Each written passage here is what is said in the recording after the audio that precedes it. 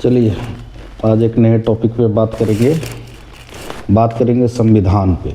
संविधान को समझने की कोशिश करेंगे। ठीक है, जो संविधान का मुख्य पैराग्राफ रहता है जिस पे कि कुछ क्वेश्चंस बनते हैं एमसीक्यू के भी, और थोड़ा डिटेल में भी समझेंगे इसको, संविधान को, है ना। इसके संरचना को भी समझेंगे, है ना। संविधान के शुरुआती दौर को भी चर्चा करेंगे थोड़ा।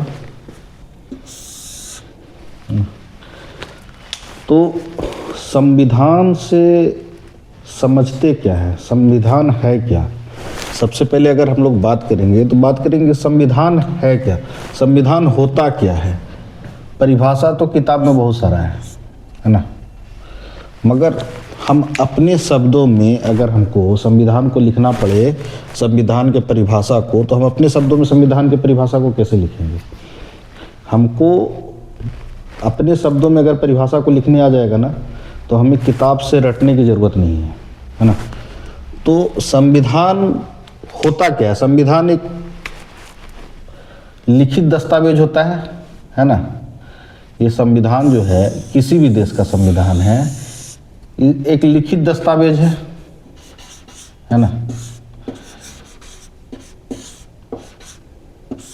लिखित दस्तावेज है।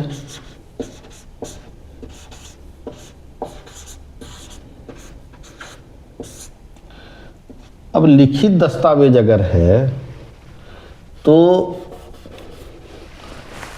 इसमें क्या लिखा क्या होता क्या है। संविधान एक दस्तावेज है, और कौन सा दस्तावेज है, लिखित दस्तावेज है। तो संविधान में किसी भी देश का चलाने का शासन व्यवस्था का पद्धति, या उस देश के जो सिद्धांत है जिसके अनुरूप शासन चलाया जाता है ना, शासन व्यवस्था जिसके अनुरूप चलाया जाता है।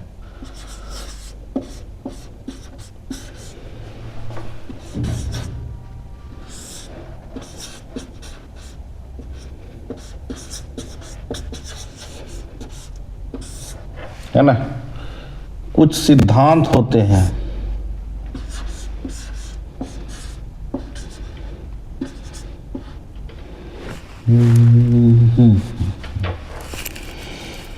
कुछ सिद्धांत भी होते हैं ना।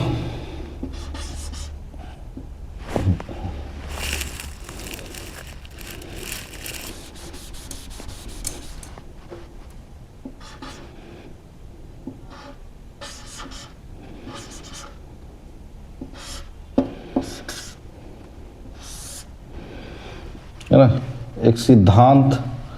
तो संविधान जो है एक दस्तावेज है, लिखित दस्तावेज है, जिससे क्या चलता है, शासन व्यवस्था चलता है, जिसमें किसी देश का सिद्धांत अंकित रहता है ना।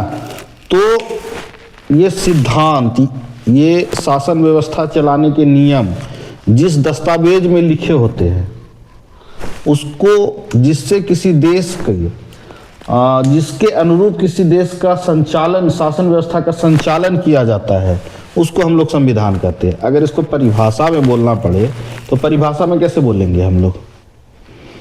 परिभाषा, अगर इसको हमको परिभाषित करना पड़े कि संविधान क्या है, तो संविधान को अगर आप एक किताबी भाषा में पढ़िएगा तो किताब में बहुत सारे मिलेंगे, मगर हमको नॉर्मल अपने भाषा में लिखना है तो संविधान एक लिखित दस्तावेज है जिसमें किसी भी देश का सिद्धांत और शासन व्यवस्था अंकित होता है, जिसके अनुरूप उस देश के शासन को चलाया जाता है, उस देश के, उस राज्य के शासन को चलाया जाता है ना।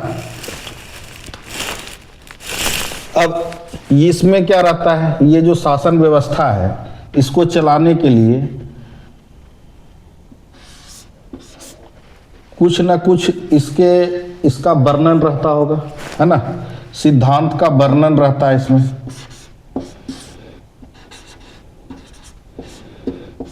सिद्धांत का वर्णन होता है। ये सिद्धांत एक मूल रूप होता है, जिस मूल रूप के आधार पर ये शासन व्यवस्था को चलाया जाता है।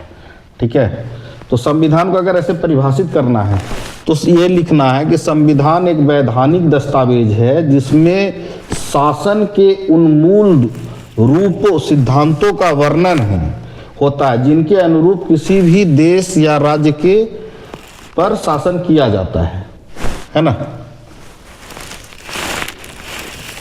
ये क्लियर है।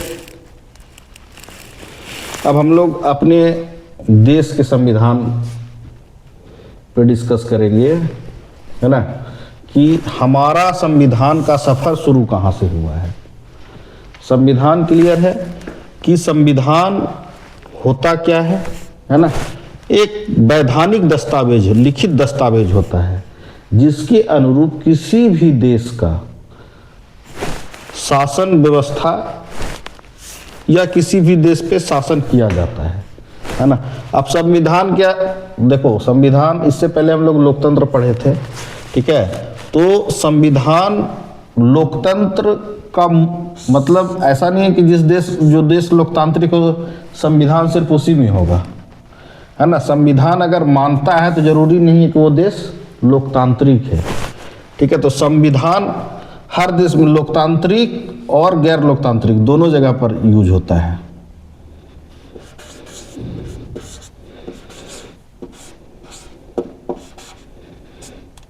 लोकतंत्र को मानने वाले भी करते हैं और जिस देश में लोकतंत्र नहीं है,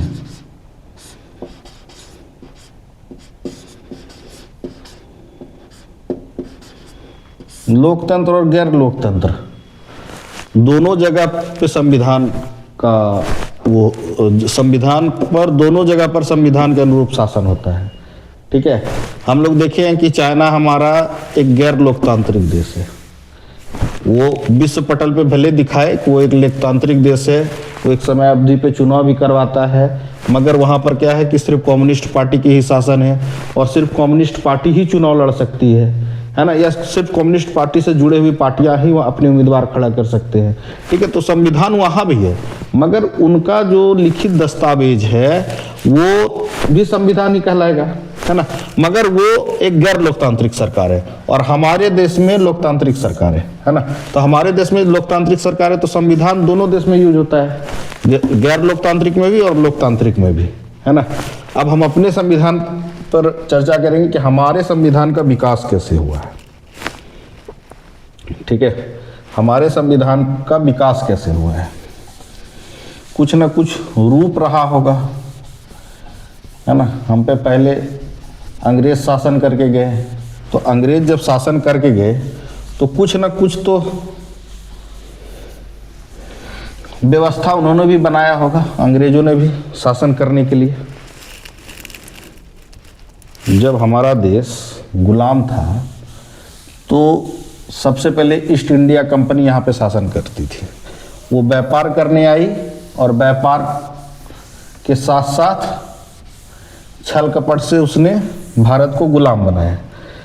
कुछ जगह पर जब वो भारत को गुलाम बनाए तो अब देखो वो इतिहास में देखना पड़ेगा, मगर हम अभी संविधान पढ़ रहे हैं तो हमें संविधान से शुरुआत करेंगे कि संविधान जैसे अभी एक लिखित दस्तावेज है जिसके अनुरूप हमारे देश में शासन व्यवस्था चलती है, वैसे ही उस समय में भी कंपनी ने भी कुछ ना कुछ बनाया होगा।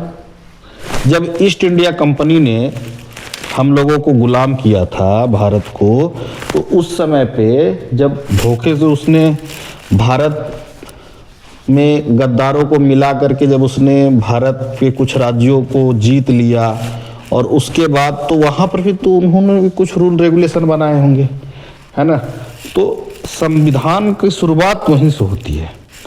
जब भारत में दो शासन रहा, जब हमारा देश गुलाम था, जब हम पर धोखे से शासन किया गया, तो उस समय एक तो शासन ईस्ट इंडिया कंपनी ने किया, है ना, और ईस्ट इंडिया कंपनी के साथ साथ दूसरा शासन व्यवस्था जो था वो ब्रिटिश क्राउन के अंतर्गत था, है ना।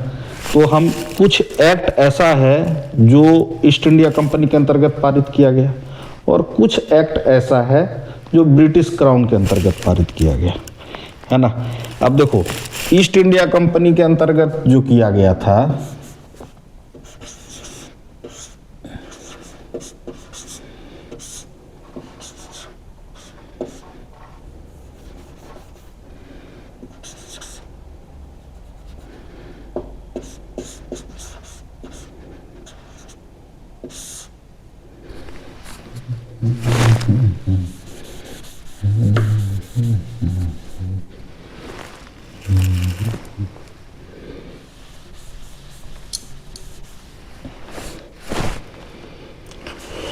East India company,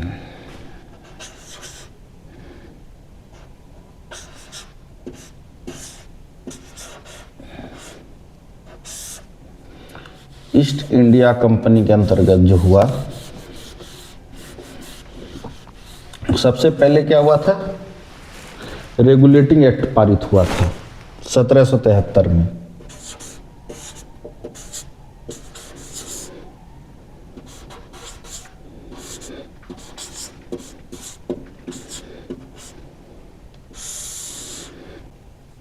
regulating act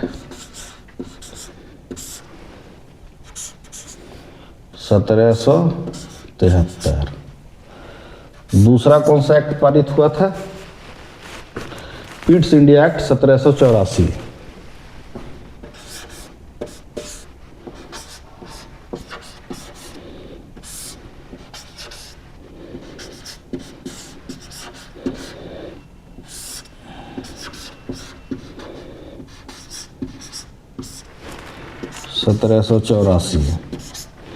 और फिर उसके बाद चार्टर एक्ट पारित हुआ 1793, है ना। ये सारे ईस्ट इंडिया कंपनी जब हम पे शासन कर रही थी, जब ब्रिटिश क्राउन का इसमें हस्तक्षेप नहीं था, तब की बात है ये सारे, ठीक है। चार्टर एक्ट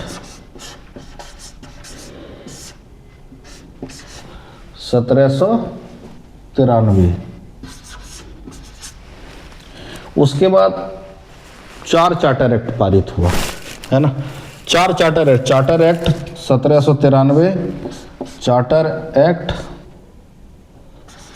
1813 और फिर चार्टर एक्ट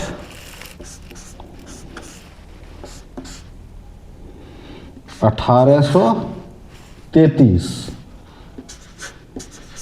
और फिर लास्ट में चार्टर एक्ट 1853। देखो एक चीज क्या है चार्टर एक्ट में ध्यान देने वाली चीज क्या है कि हर एक चार्टर एक्ट 20 वर्ष के गैप में पारित किया गया। Charter act 1793, charter act 1813, charter act 1833 और चार्टर एक्ट 1853, है ना। ये सारे चार्टर एक्ट जो है हर 20 वर्ष के बाद नया चार्टर एक्ट पारित किया। तो ये चार्टर एक्ट याद करने के लिए एक इजी ट्रिक है कि 1793 में पहला पारित किया गया, तो उसमें हर एक 20 वर्ष को जोड़ते जाओ आप, ठीक है। 1813, अगला 20 वर्ष में 1833, अगला 20 वर्ष में 1853। पहला चार्टर एक्ट 1793 में पारित हुआ था और लास्ट 1853 में, है ना। इस पे भी हम लोग डिस्कशन करेंगे। ब्रिटिश क्राउन के अंतर्गत देखते हैं क्या क्या हमारे पास में आया था। जब ब्रिटिश क्राउन सत्ता जो है जब ब्रिटिश क्राउन के अंतर्गत चली गई, है ना,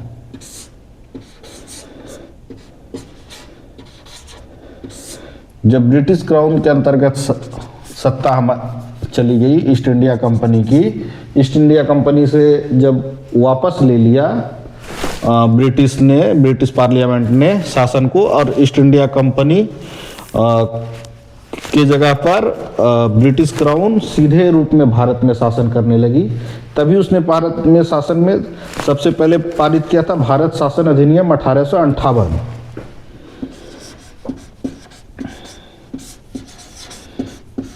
भारत शासन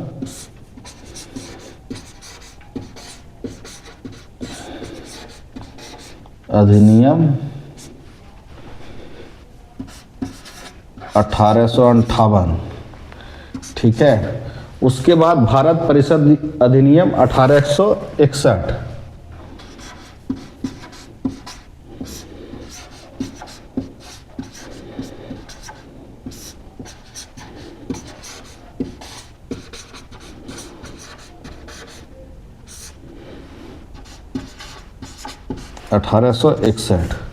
उसके बाद भारत परिषद अधिनियम 1892,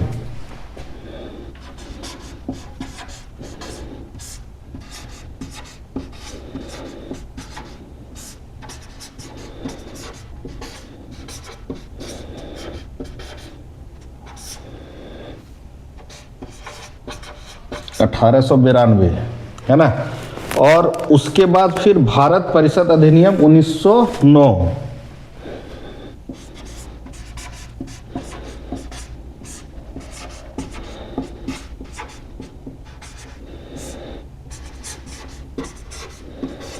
भारत परिषद अधिनियम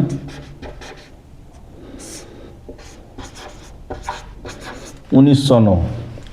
उसके बाद भारत शासन अधिनियम पारित किया गया था। भारत परिषद अधिनियम 1909 के बाद भारत शासन अधिनियम पारित किया गया था, है ना।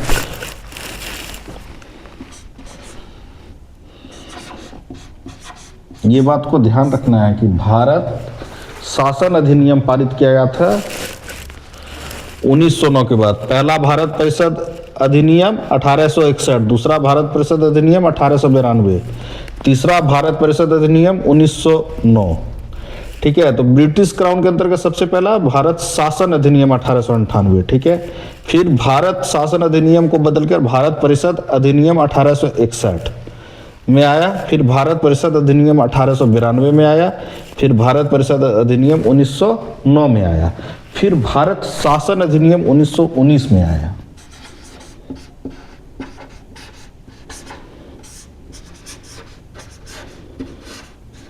ठीक है, भारत शासन अधिनियम 1919 में आया। भारत शासन अधिनियम के बाद भारत शासन अधिनियम 1935 आया और ये सबसे मुख्य अधिनियम था। भारत शासन अधिनियम 1935 जो आया था,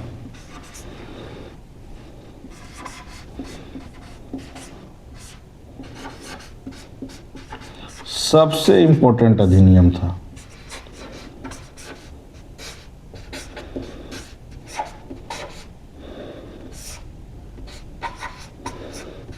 (1935), ठीक है। और उसके बाद तो फिर भारत स्वतंत्रता अधिनियम 1947 आ गया था, है ना। तो थोड़ा सा ना एक एक करके इस पे चर्चा कर लेते हैं कि रेगुलेटिंग एक्ट में मुख्य चीज क्या था हमारे पास में, है ना। तो रेगुलेटिंग एक्ट में दो चीज किया गया था। एक तो रेगुलेटिंग एक्ट में सबसे पहले ना इसमें दो वो बना दिया था, एक निर्देशक मंडल बना दिया गया था और एक क्या कहता है कि कोर्ट ऑफ ये बना दिया गया था, कोर्ट ऑफ प्रोप्राइटर्स, ठीक है। ये रेगुलेटिंग एक्ट में हुआ था और इसी एक्ट के तहत बंगाल के गवर्नर को गवर्नर जनरल कहा जाने लगा था। इसी एक्ट के तहत बंगाल के गवर्नर को गवर्नर जनरल कहा जाने लगा। यहां लिख देते हैं,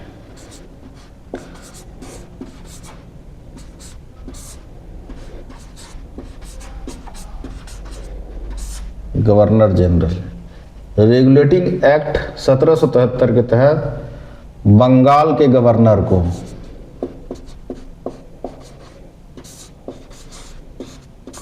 गवर्नर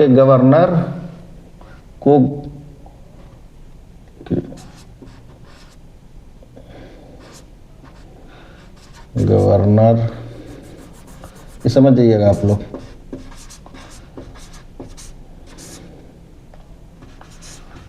को गवर्नर जनरल कहा जाने लगा, ठीक है ना।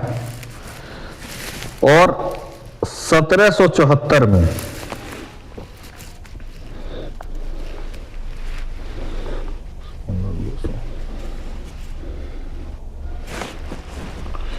इसको ना मिटाते हैं, ठीक है, फिर एक एक करके इस पे बात करेंगे, है ना, सब पे एक एक करके बात करेंगे। पहले रेगुलेटिंग एक्ट रहने देते हैं, इससे ना थोड़ा पता चलेगा, ऐसे समझ में। मुख्य बात जो रेगुलेटिंग एक्ट की थी, रेगुलेटिंग एक्ट कब आया था? 1773 में, है ना।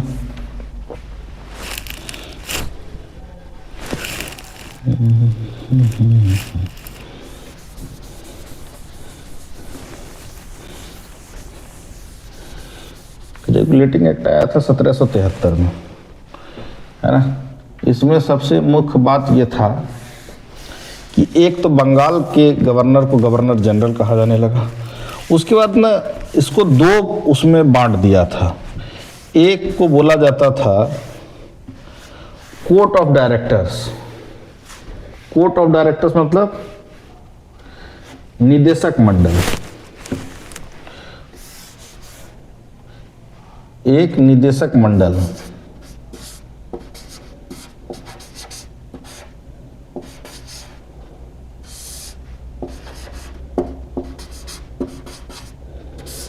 निदेशक मंडल मतलब कोर्ट ऑफ डायरेक्टर्स। और दूसरा था हितधारकों का मंडल।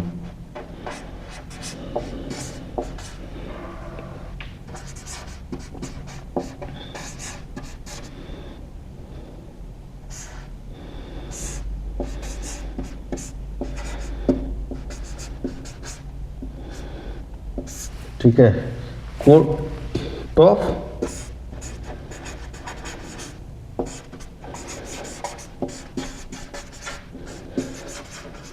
प्रोप्राइटर्स, है ना। तो दो चीज मुख्य हुआ था। एक हुआ था बंगाल के गवर्नर को गवर्नर जनरल कहा जाने लगा। दूसरा दो उसमें कंपनी के उसको बांट दिया गया था, कंपनी के शासन व्यवस्था को। एक कोर्ट ऑफ डायरेक्टर्स थे, ठीक है, और एक कोर्ट ऑफ प्रोप्राइटर्स थे। तो इनका काम था शासन देखना और इनका काम था बिजनेस, कंपनी के बिजनेस के उस पर फोकस करना, है ना। इसके बाद 1774 में, याद कर लीजिएगा, एक एमसीक्यू भी हो सकता है ये। 1774 में, ठीक है, 1774 में इसी एक्ट के तहत, इसी एक्ट के तहत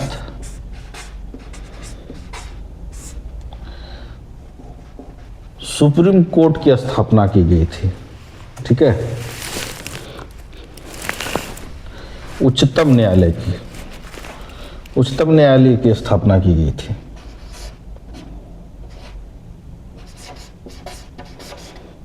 उच्चतम न्यायालय,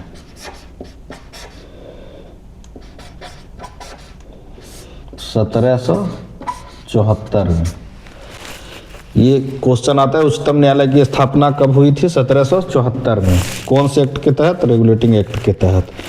प्रथम मुख्य न्यायाधीश सर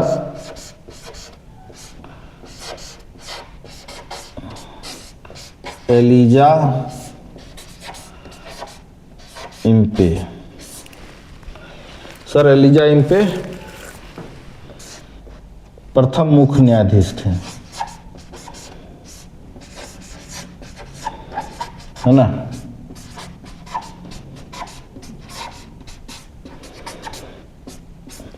हम जो बोल रहे हैं उस पर आप ध्यान दीजिएगा, इतना लिखने का जरूरत नहीं है।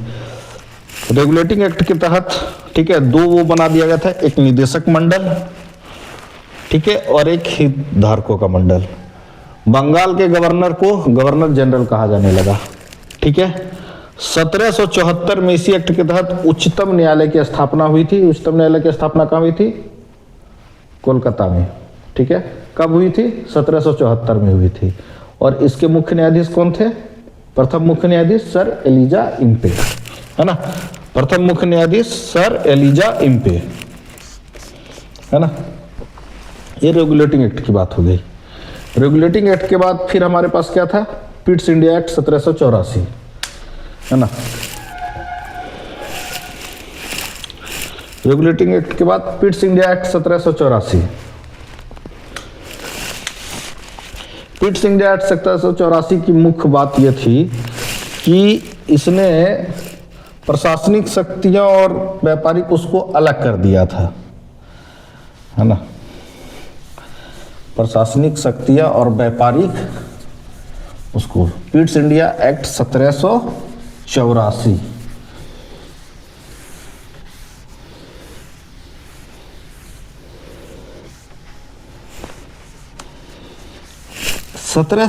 का पिट्स इंडिया एक्ट था। यहीं से द्वैत शासन प्रणाली का प्रारंभ हुआ। द्वैत शासन प्रणाली मतलब एक तो कंपनी का शासन था, दूसरा ब्रिटिश पार्लियामेंट ने जो कोर्ट ऑफ डायरेक्टर्स अपॉइंटमेंट किए थे, एक उनका शासन था। ठीक है ना। मतलब कि ब्रिटिश राज क्षेत्र का जितना भी कंपनी के अधीन भारतीय क्षेत्र था, वहां पर द्वैत शासन प्रणाली लागू हो गया था। ठीक है। पिट्स इंडिया एक्ट को हम ये बोल सकते हैं कि ये पहला वैधानिक दस्तावेज था ब्रिटिश क्राउन, ब्रिटिश सरकार का, है ना। पहला वैधानिक दस्तावेज पिट्स इंडिया एक्ट 1784। अब ये ब्रिटिश भारतीय उपनिवेश में दो तरह के ये हो गए थे, दो तरह के शासक हो गए थे। एक तो कोर्ट ऑफ डायरेक्टर्स थे और दूसरा जो निदेशक मंडल थे, और दूसरा जो था वो कंपनी थी, है ना। निदेशक मंडल कहाँ से गाइड होते थे? ब्रिटिश पार्लियामेंट से गाइड होते थे। ठीक है, इसको लिखने की जरूरत नहीं है। 1784 Pitt's India act. Charter act, 4 charter act थे हमारे पास में। हमने देखा था चार्टर एक्ट में हमारे पास 1793, 1813, 1833 और 1853। सबसे पहला चार्टर एक्ट जो था, उसके अनुसार नियंत्रण मंडल के जो सदस्य थे, उसको जो नियंत्रण मंडल के सदस्य ब्रिटिश क्राउन ने किया था। चार्टर एक्ट में ना जो कुछ एमसीक्यू बन सकते हैं, उसमें जो मुख्य चीज ये थी कि 1793 में जो चार्टर एक्ट आया था, उसमें निदेशक मंडल के जो सदस्य थे, उनको जो वेतन मिलना था या उन पे जो भी व्यय होना था, वो भारतीय राजस्व से देने की व्यवस्था की गई थी। ठीक है, 1793 में जो आया था।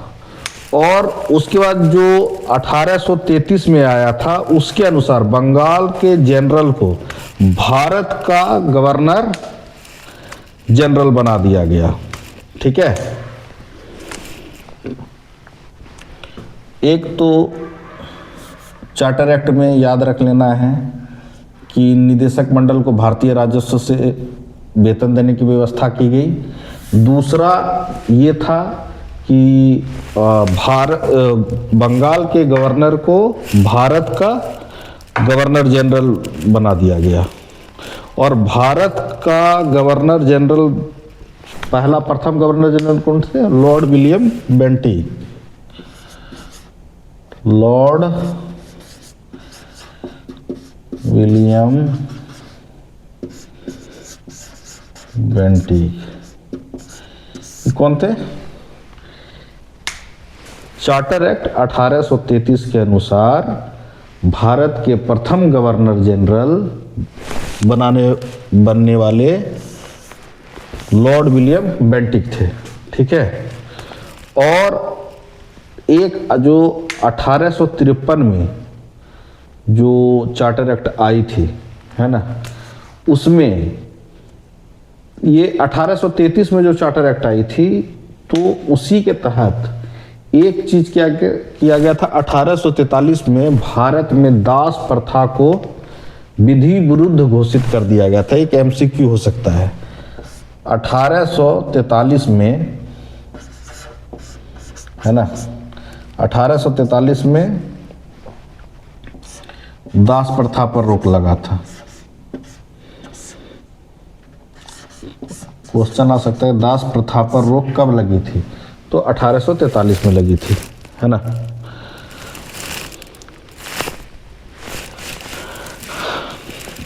ये एक एमसीक्यू हो सकता है, दास प्रथा पर रोक। अब हम लोग बात करते हैं ना भारत शासन अधिनियम 1858।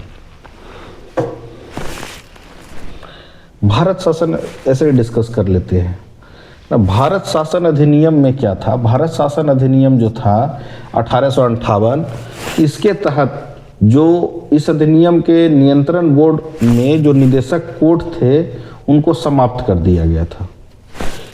जो हमारे साथ में पिट्स इंडिया एक्ट में द्वैत शासन प्रणाली का शुरुआत हुआ था और भारत शासन अधिनियम में द्वैत शासन प्रणाली समाप्त कर दिया गया। जो कोर्ट ऑफ डायरेक्टर्स, निदेशक मंडल और हितधारकों का मंडल बनाया गया था, उसको भारत शासन अधिनियम 1858 में समाप्त कर दिया गया था। ठीक है। और उसके बाद भारत के गवर्नर जनरल का नाम बदलकर क्या कर दिया गया था, भारत का वायसराय कर दिया गया था, है ना। भारत के गवर्नर जनरल का नाम 1858 में बदलकर भारत का वायसराय कर दिया गया। भारत का वायसराय। और प्रथम वायसराय कौन थे, लॉर्ड कैनिंग। लॉर्ड कैनिंग, है ना। लॉर्ड कैनिंग भारत के प्रथम वायसराय थे। तो भारत शासन अधिनियम 1858 में सबसे पहला चीज क्या हुआ, निदेशक मंडल को समाप्त कर दिया गया। इससे क्या हुआ, भारत में जो द्वैत शासन प्रणाली चल रही थी वो समाप्त हो गई। और दूसरा, भारत के गवर्नर जनरल का नाम बदल करके भारत का वायसराय कर दिया गया। प्रथम वायसराय लॉर्ड कैनिंग, प्रथम governor general Lord William Bentinck. ठीक है, लॉर्ड विलियम बेंटिक भारत के प्रथम गवर्नर जनरल थे।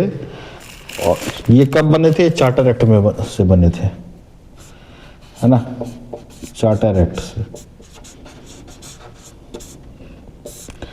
और लॉर्ड कैनिंग प्रथम वायसराय थे भारत के।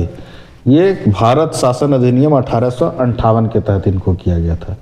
ठीक है। और इसी अधिनियम के तहत एक नया पद क्रिएट किया गया था, भारत का राज्य सचिव, है ना, जिस पर पूर्ण नियंत्रण कहाँ की थी, ब्रिटिश पार्लियामेंट की थी। एक नया पद क्रिएट किया गया था, भारत का राज्य सचिव, है ना। 1858 में भारत का राज्य सचिव, है ना। ये जो भारत का राज्य सचिव होता था, ये ब्रिटिश कैबिनेट का सदस्य होता था, है ना। और इसके थ्रू भारत में शासन व्यवस्था चलाया जाने लगा और ये ब्रिटिश पार्लियामेंट के प्रति उत्तरदायी होता था, है ना। तो ये पद का सृजन 1858 में भारत शासन अधिनियम के तहत किया गया था, है ना। फिर इसमें बहुत सारे पॉइंट्स निकल करके आएंगे। हमारा सबसे इंपॉर्टेंट पॉइंट हमने बताया था कि ये है भारत शासन अधिनियम। ये फिर भारत परिषद अधिनियम, इसी में चेंजिंग करके कुछ नए वो किए गए। इसको डिटेल में मतलब कभी उसका क्लास करेंगे हम लोग, तो इसको डिटेल में जानेंगे। जो इम्पोर्टेंट सब है वो हम डिस्कस किए जा रहे हैं ताकि एमसीक्यू भी कवर हो। क्योंकि एक क्वेश्चन हमेशा आता है कि भारत के प्रथम गवर्नर जनरल कौन थे, तो है ना, लॉर्ड विलियम बेंटिक थे। भारत के प्रथम वायसराय कौन थे?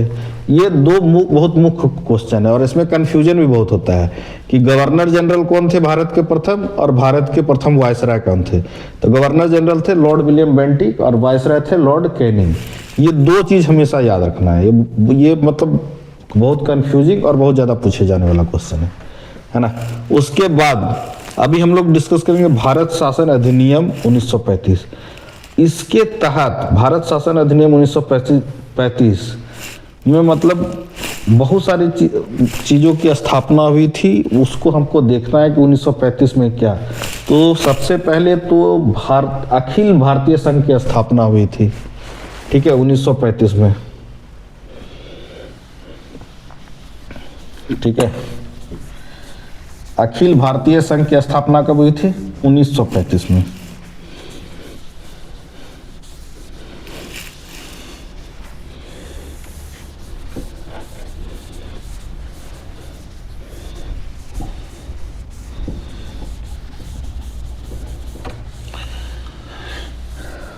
अच्छा, आरबीआई की स्थापना कब हुई थी?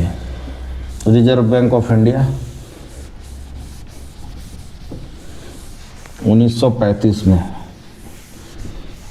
इसी अधिनियम के तहत हुई थी, ठीक है। अखिल भारतीय संघ की स्थापना हुई थी, ठीक है। अच्छा, इसमें ना द्वैत शासन प्रणाली का अंत तो हुआ, मगर प्रांत में 1935 में भारत शासन अधिनियम 1935 के तहत केंद्रीय रूप में द्वैत शासन प्रणाली की शुरुआत हुई थी, ठीक है। राज्य और केंद्र 1935 में। गीला रह जाता है तुम्हें। अच्छा, ठीक है। तो 1935 में किस किस चीज की स्थापना हुई थी?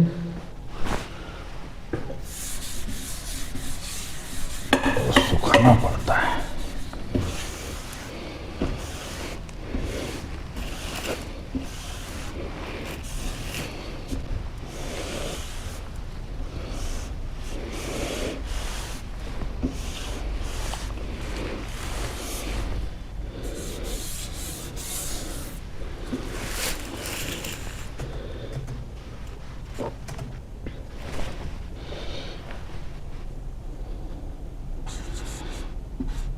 भारत शासन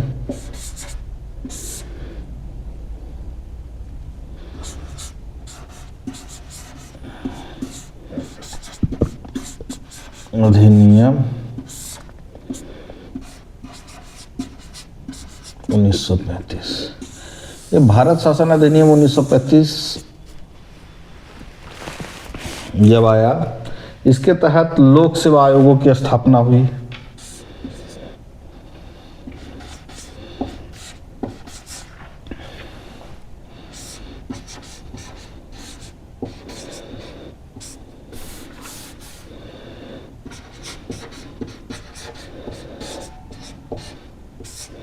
ठीक है, लोक सेवा आयोग की स्थापना हुई। इसके बाद संघीय न्यायालय का प्रावधान आया भारत शासन अधिनियम के तहत। संघीय न्यायालय का प्रावधान आया।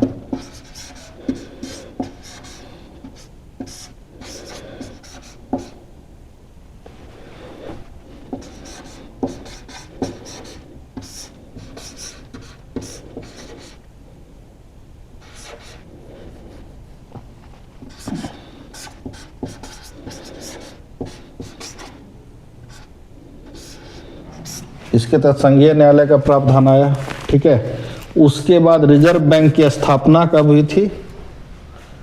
रिजर्व बैंक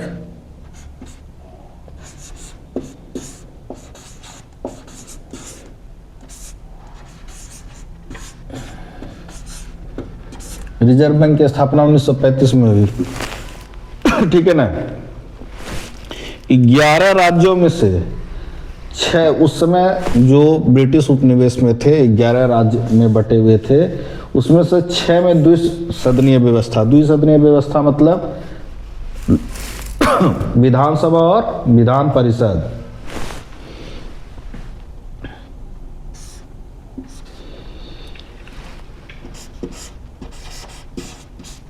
सॉरी, 11 में से 6 राज्यों में द्विसदनीय व्यवस्था का प्रारंभ, है ना। 11 में से 6 राज्यों में द्विसदनीय व्यवस्थाओं का प्रारंभ। केंद्र में द्वैत शासन प्रणाली का प्रारंभ हुआ। मतलब केंद्र में द्वैत शासन प्रणाली का प्रारंभ क्यों हुआ कि एक शासन प्रणाली हमने राज्य सरकार के रूप में काम कर रही थी और दूसरा केंद्र सरकार के रूप में।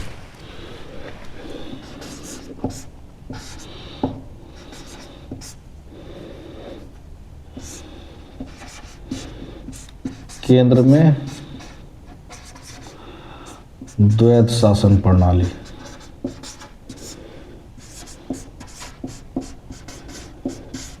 अच्छा, ये भारत शासन अधिनियम के तहत हुआ, है ना। और अखिल भारतीय संघ का स्थापना हुआ। अखिल भारतीय संघ का मतलब सारे राज्यों को मिला करके भारत को एक संघ के रूप में स्थापित किया गया।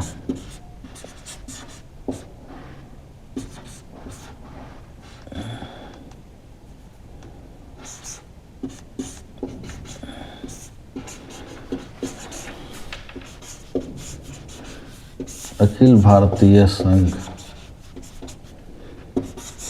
की स्थापना, है ना।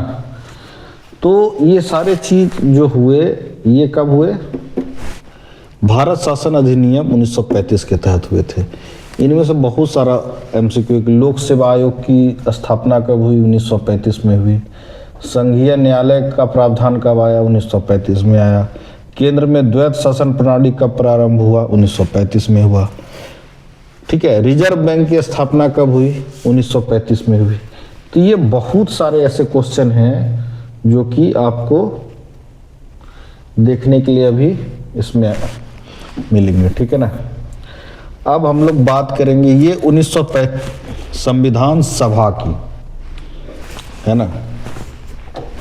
ये हमने अभी तक जो डिस्कशन किया, ये वो डिस्कशन पॉइंट है जो कि आपको ये बताते हैं कि शुरुआत से ही, जैसे हमने शुरुआत में जाना ना कि संविधान जो है, संविधान क्या है? संविधान एक लिखित दस्तावेज है।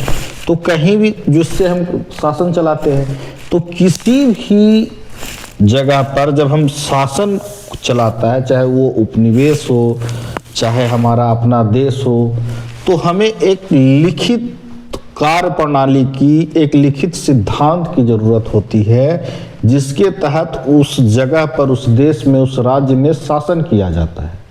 ठीक है।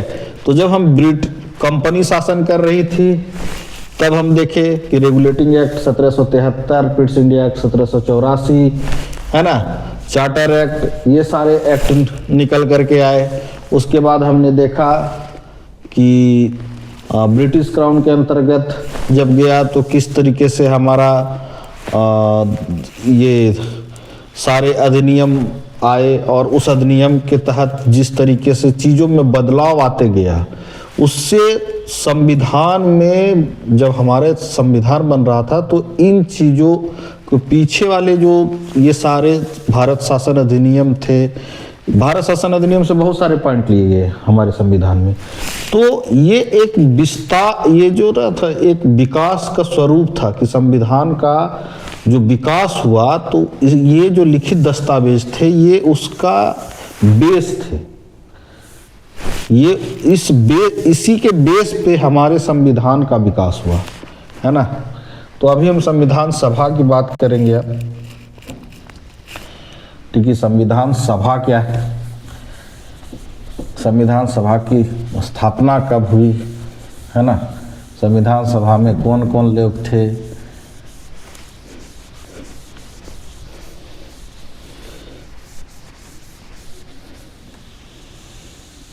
संविधान सभा की पहली बैठक कब हुई?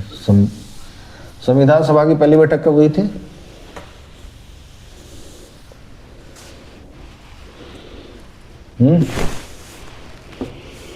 संविधान सभा की पहली बैठक हुई थी 9 दिसंबर 1946, है ना। संविधान सभा की पहली बैठक हुई थी 9 दिसंबर 1946 में, है ना। और इसके अध्यक्ष थे डॉक्टर सच्चिदानंद सिन्हा, अस्थायी अध्यक्ष चुने गए थे। जब संविधान सभा की पहली बैठक हुई थी 1946 में, तो उसके अस्थायी अध्यक्ष चुने गए थे डॉक्टर सच्चिदानंद सिन्हा, है ना। फिर दूसरी बैठक संविधान सभा की हुई थी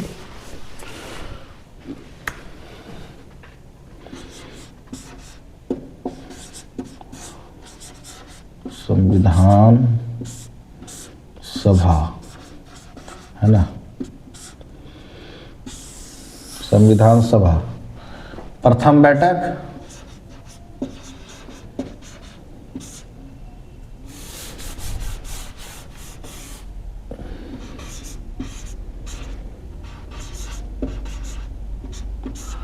प्रथम बैठक 9 दिसंबर 1946, है ना। और अस्थायी अध्यक्ष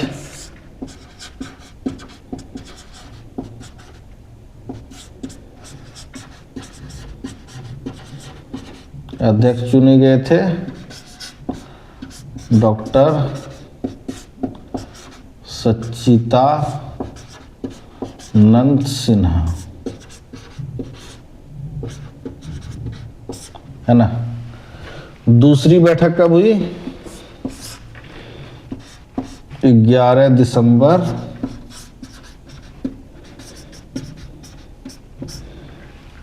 1946। अध्यक्ष चुना गया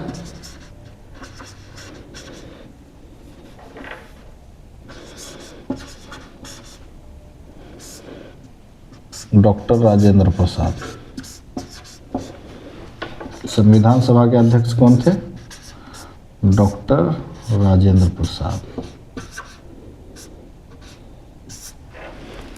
है ना। हमारे बिहार के गौरव डॉक्टर राजेंद्र प्रसाद, है ना। संविधान सभा में कुल कितने सदस्य थे? 299 सदस्य, है ना।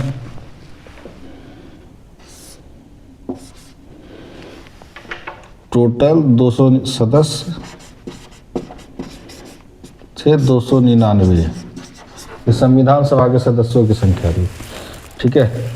जिनमें 239 सदस्य कहाँ से थे? प्रांतों से।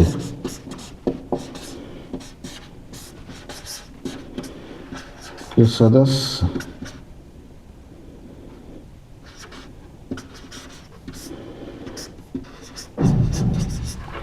प्रांतों के कितने सदस्य थे? 239 सदस्य थे प्रांतों से, है ना। और 70 सदस्य थे देसी रियासतों से।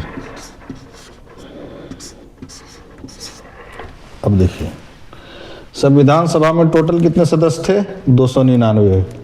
प्रांतों के सदस्य 239 और देसी रियासतों के 300। मगर पता है संविधान सभा में शुरुआत में कितने सदस्य थे? शुरुआत में 389 सदस्य थे। ये क्वेश्चन में आता है कि संविधान सभा में शुरुआत में कितने सदस्य थे? 389 सदस्य थे, 389, है ना। और एक चीज, ये 299 कब हो गए? जब पाकिस्तान के लिए अलग संविधान सभा का गठन हो गया, ठीक है। तब हमारे पास में 299 सदस्य थे, जिसमें से 239 प्रांतों के सदस्य थे और 70 देसी रियासतों के थे। अब देखिए, संविधान सभा की प्रथम बैठक कब हुई थी? 9 दिसंबर 1946। उसमें अस्थायी सदस्य चुना गया था डॉक्टर सच्चिदानंद सिन्हा को। 11 दिसंबर 2 दिन के बाद फिर से संविधान सभा की बैठक हुई थी 1946, 11 दिसंबर 1946, और उसके अध्यक्ष चुने गए डॉक्टर राजेंद्र प्रसाद, है ना। संविधान सदस्य सभा में हमारे सदस्य थे 299, प्रांतों के सदस्य थे 239, देशी रियासतों के 70। पहले संविधान सभा के सदस्य थे 389, मगर जब पाकिस्तान के लिए अलग संविधान सभा का गठन हो गया तो हमारे पास में सदस्य बच गए 299। ठीक है ना, ये संविधान सभा का वो था। अब इसमें जो है बहुत सारी समितियां बनी थी। संविधान सभा, एक तो ये पूरा संविधान सभा हो गया। अब संविधान बनाने के लिए बहुत सारी समितियां बनाई गई थी जिसके अलग अलग अध्यक्ष थे। ठीक है, उसमें जो मुख्य समितियां थी उसके बारे में हम लोग यहाँ पर अभी थोड़ा जान लेते हैं, है ना। जो मुख्य समितियां थी उसके अध्यक्ष कौन थे, ये क्वेश्चन बहुत आता है कि वो समितियों का नाम दिया रहता है कि इसके अध्यक्ष कौन थे। जैसे प्रारूप समिति, है ना, और संघ शक्ति समिति। तो आप नोट करना चाहे तो नोट भी कर सकते हैं, वरना इस चीज़ को पहले सुन ली। ये संघ शक्ति समिति, संघ शक्ति समिति के अध्यक्ष थे पंडित जवाहरलाल नेहरू। संघ शक्ति समिति अध्यक्ष पंडित जवाहरलाल नेहरू, है ना। उसके बाद संघीय संविधान समिति, है ना, संघीय संविधान समिति।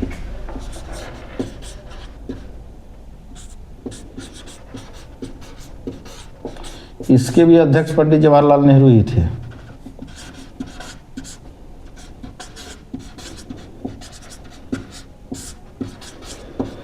पंडित जवाहरलाल नेहरू।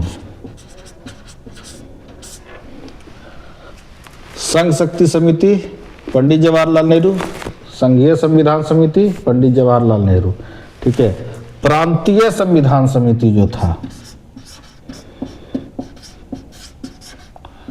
प्रांतीय संविधान समिति,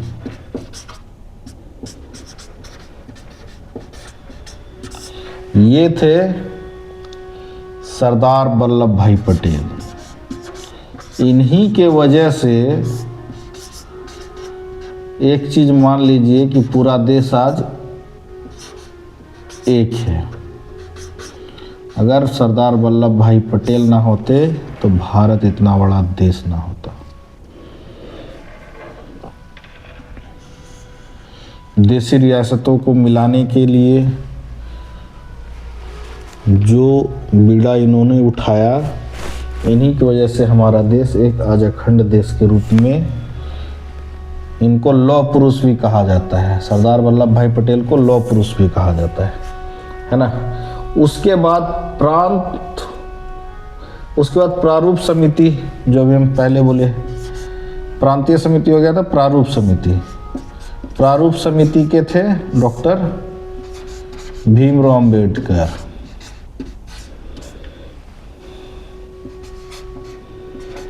डॉक्टर भीमराव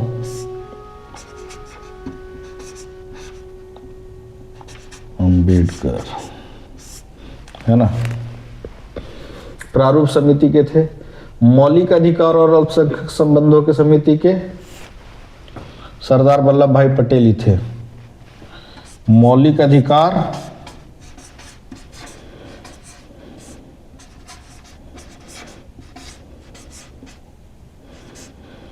और अल्पसंख्यक संबंधी परामर्श समिति के सरदार वल्लभ भाई पटेल ही थे।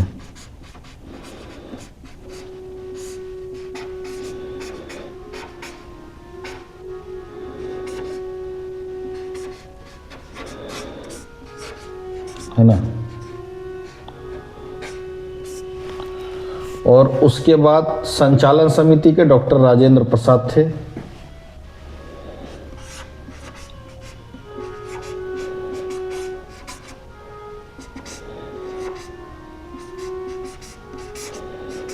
संचालन समिति डॉक्टर राजेंद्र प्रसाद, है ना।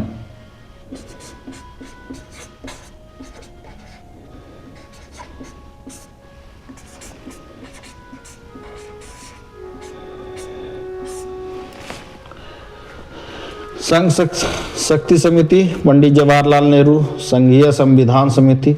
अच्छा, इससे याद रख सकते हैं संघ और संघीय, संघ शक्ति समिति और संघीय संविधान समिति, ये पंडित जवाहरलाल नेहरू। प्रांतीय संविधान समिति, ठीक है, और मौलिक अधिकार, ये सरदार वल्लभ भाई पटेल। प्रारूप समिति डॉक्टर भीमराव अंबेडकर। संचालन समिति डॉक्टर राजेंद्र प्रसाद। और प्रक्रिया नियम समिति थी, वो भी डॉक्टर राजेंद्र प्रसाद।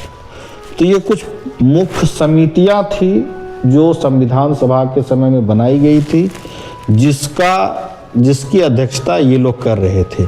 संविधान की प्रक्रिया बहुत लंबी चली थी। संविधान बनाने में बहुत लंबा समय लगा था, तो उस समय बहुत सारे चीज़ों पर डिस्कशन हुआ, बहुत सारे चीज़ों पर ये भी रहा, बहुत सारे चीज़ों पर सहमति और असहमति रही, बहुत सारे चीज़ों पर बात किया गया, ठीक है। संविधान को बनाने में कितना समय लगा था? 2 वर्ष 11 माह 18 दिन, ये संविधान बनाने में लगा था, है ना। तो जो 2 वर्ष 11 में 18 दिन लगा, तो जो संविधान का निर्माण हुआ, तो उसमें सारी समितियां बना करके अलग अलग पहलुओं पे चर्चाएं की गई, और उन चर्चाओं के बाद संविधान को एकीकृत किया गया, है ना। 26 नवंबर 1949 को संविधान को अपनाया गया था। संविधान को कब अपनाया गया था? 26 नवंबर 1949 को, है ना। अब ये देखिए, ये भी यहाँ पर जितने हैं ना, सब एमसीक्यू हैं, जितने चीज लिखे हुए सब एमसीक्यू है। संविधान बनाने में कितना समय लगा था? 2 वर्ष 11 में 18 दिन। संविधान को अपनाया कब गया था? 26 नवंबर 1949 को, है ना। संविधान सभा के अध्यक्ष कौन थे? डॉक्टर राजेंद्र प्रसाद, है ना। प्रारूप समिति के अध्यक्ष कौन थे? डॉक्टर भीमराव अंबेडकर। प्रांतीय संविधान समिति के अध्यक्ष कौन थे? सरदार वल्लभ भाई पटेल, है ना। संचालन समिति के कौन थे? डॉक्टर राजेंद्र प्रसाद। संविधान सभा में कितने सदस्य थे? 299। उसमें प्रांतों के सदस्य 239, देशी रियासतों के 70, ठीक है ना। तो इस पे बहुत लंबा वो चला था। अभी जो संविधान निर्माताओं ने अवलोकन किया था, तो इसके प्रारूप पर 114 दिनों तक विचार विमर्श हुआ था। कितने दिनों तक? 114 दिनों तक, है ना। तो बहुत सारे संविधान में बहुत सारे देशों से स्रोत लिया गया था, बहुत सारे स्रोत लिए गए थे, है ना। अगर उसको डिटेल में करने जाएंगे तो बहुत लंबा हो जाएगा, ठीक है। तो हम एक शॉर्ट में कुछ महत्वपूर्ण चीज़ें जो कहाँ से ली गई थी, जो कुछ महत्वपूर्ण चीज़ें हैं वो देख लेते हैं कि कहाँ पर से, किस देश से उठाया गया था। जैसे कि जर्मनी से क्या लिया गया था? देश में आपातकाल की व्यवस्था जो है वो कहाँ से ली गई थी? जर्मनी से, है ना।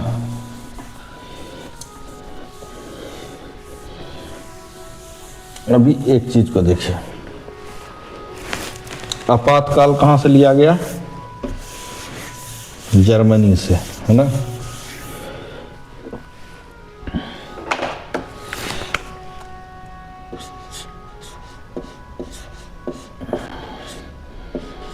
आपातकाल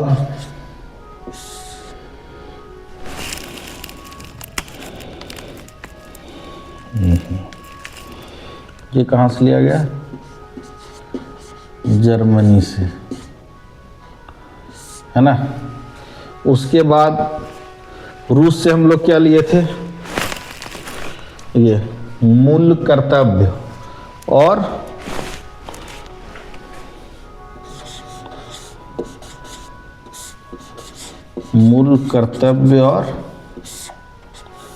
प्रस्तावना में मेन याद रखना है मूल कर्तव्य। ये कहाँ से लिया गया था हमारा? रूस से, है ना। पूछा जाता है नीति निर्देशक तत्व और राष्ट्रपति का निर्वाचन, ये कहाँ से लिया गया था?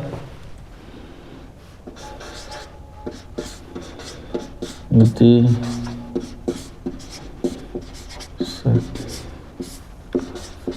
तत्व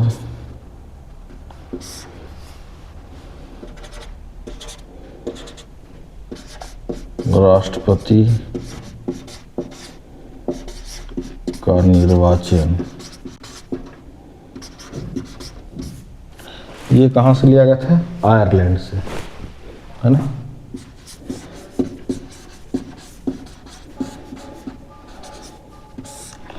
आयरलैंड से लिया गया था नीति निर्देशक तो राष्ट्रपति का निर्वाचन, है ना। दक्षिण अफ्रीका से हम क्या लिए थे? संविधान संशोधन।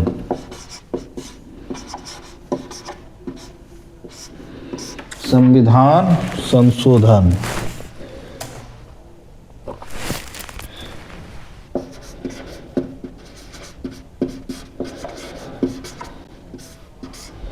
संविधान संशोधन कहाँ से लिए हम? दक्षिण अफ्रीका से।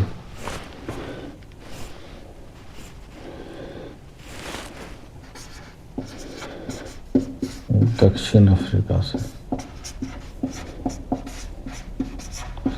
एक चीज और लिए थे दक्षिण अफ्रीका से हम लोग, राज्यसभा सदस्यों का, 2 सदस्य होते हैं ना लोकसभा राज्यसभा, तो राज्यसभा सदस्यों का निर्वाचन प्रक्रिया, राज्यसभा सदस्यों का निर्वाचन लिए थे हम लोग। जो निर्वाचन होता है राज्यसभा सदस्यों का निर्वाचन, ये हम लोग कहाँ से लिए थे? दक्षिण अफ्रीका से। संविधान संशोधन और राज्यसभा सदस्यों का निर्वाचन सबसे ज़्यादा हम लोग कहाँ से लिए थे? ब्रिटेन से। ब्रिटेन से हम लोग क्या क्या लिए थे? विधि का शासन, है ना, संसदीय प्रणाली, देखिए विधि का शासन,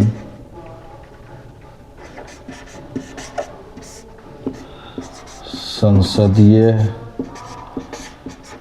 प्रणाली,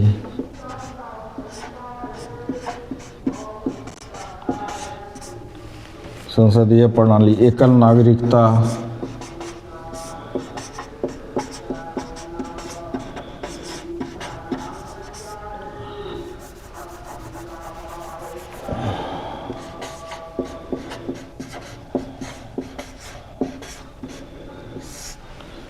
विधि का शासन, संसदीय प्रणाली, एकल नागरिकता, विधि निर्माण का प्रक्रिया,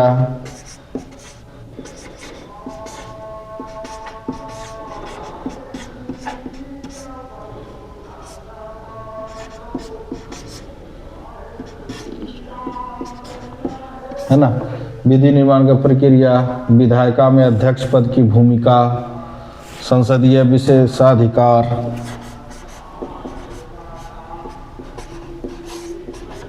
संसदीय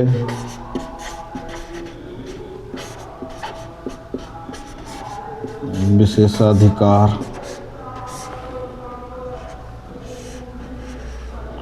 है ना। ये सब कहाँ से लिए थे हम लोग? ब्रिटेन से,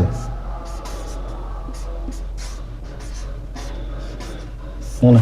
ये कुछ ऐसे चीज हैं, जब हम संविधान का निर्माण हो रहा था तो हम लोगों ने ये अलग अलग देशों से अलग अलग उनसे लिया था, है ना। ये कुछ ऐसे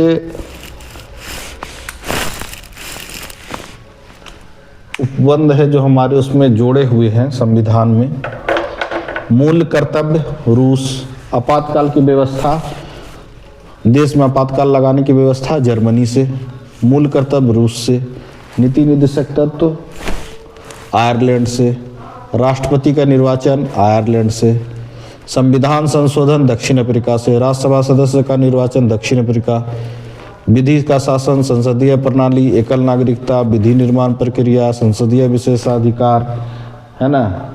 तो विधायिका में अध्यक्ष पद की भूमिका हमने लिखा नहीं है, लिखी।